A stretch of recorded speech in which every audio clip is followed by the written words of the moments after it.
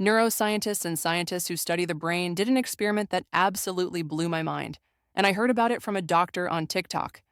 They took a person who was blind, completely blind, and stood them in front of pictures of people showing different emotions. For example, someone looking angry, scared, or sad. Now, here's the crazy part. The blind person, who couldn't see the images at all, could accurately tell what emotion the person in the picture was feeling. Wait a second. Are you getting what I'm saying? This blind person looked at a picture of someone sad and said, "This person is sad," and so on.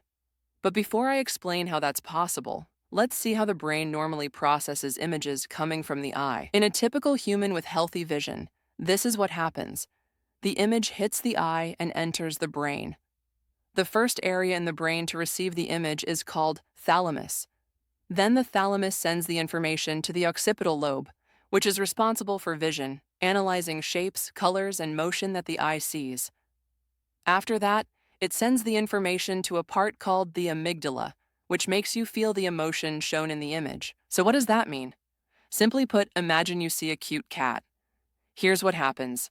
The image of the cat enters your eye. The thalamus receives it, then sends it to the occipital lobe.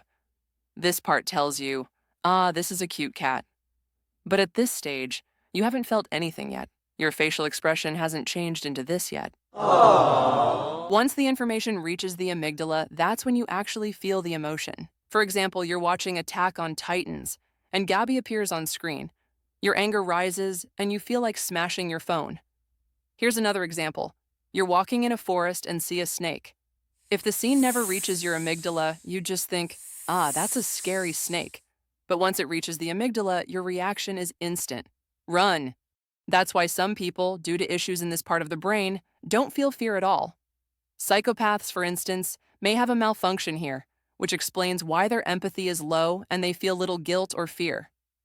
Okay, fun info aside, what does this have to do with the experiment I mentioned at the start? Here's the thing.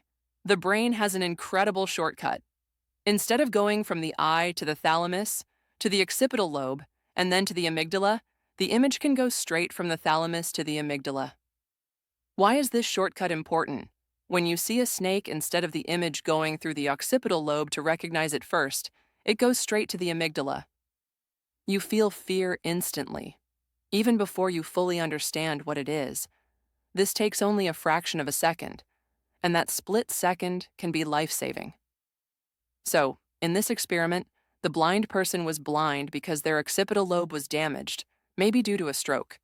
This part of the brain, which understands images, wasn't working, so in that sense, they were blind.